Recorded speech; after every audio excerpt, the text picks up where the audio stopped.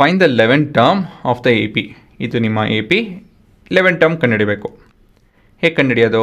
ಮೊದಲೇದಾಗಿ first term ಗೊತ್ತಿರಬೇಕು -5. Common difference ಗೊತ್ತಿರಬೇಕು. ಸೊ ಕಾಮನ್ ಡಿಫ್ರೆನ್ಸ್ ಏನೋ -5/2 -5 ಸರಿನಾ? ಬೇಡ, ನೀವು ಹೇಗೆ ಮಾಡಬೇಕು ಅಂತ ಹೇಳಿದ್ರೆ take the terms which are way easier. ಸುಲಭ ಆಗೋಂಥ ಟರ್ಮ್ಸ್ ತೊಗೊಳ್ಳಿ ಅಂತ ಹೇಳಿದ್ರೆ 5/2 ಮತ್ತು 0 ಸುಲಭ ಆಗುತ್ತೆ ನೋಡಿ.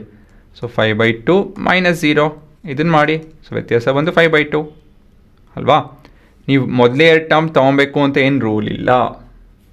ತುಂಬ ಜನ ಇದನ್ನು ಮಾಡಿಕೊಂಡು ಟೈಮ್ ವೇಸ್ಟ್ ಮಾಡ್ತಾರೆ. ಯಾವುದನ್ನು? ಈ ಮೊದಲೇ 2 ಟರ್ಮ್ ತೊಗೊಂಡು ನೆಗೆಟಿವ್ ಟರ್ಮ್ಸ್ ತೊಗೊಂಡು ತಪ್ಪು ಮಾಡೋದು ಅದೆಲ್ಲ ಆಗುತ್ತೆ. ಬೇಡ ಅದು. Just take any 2 terms. Condition ಅಂತ ಹೇಳಿದ್ರೆ ಅಕ್ಕಪಕ್ಕದಲ್ಲಿರಬೇಕವು. ಆಮೇಲೆ ಹಿಂದಿನ ಟರ್ಮು ಮುಂದಿನ ಟರ್ಮ್ ಜೊತೆ ಸಪ್ರೇಟ್ ಮಾಡ್ಕೊಬೇಕಾಗುತ್ತೆ ಅಲ್ವಾ?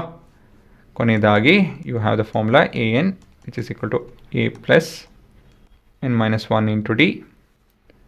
ಸೊ ಇಲ್ಲಿ a ಬಂದು -5 10 ಆಗುತ್ತಿದ್ದು 5/2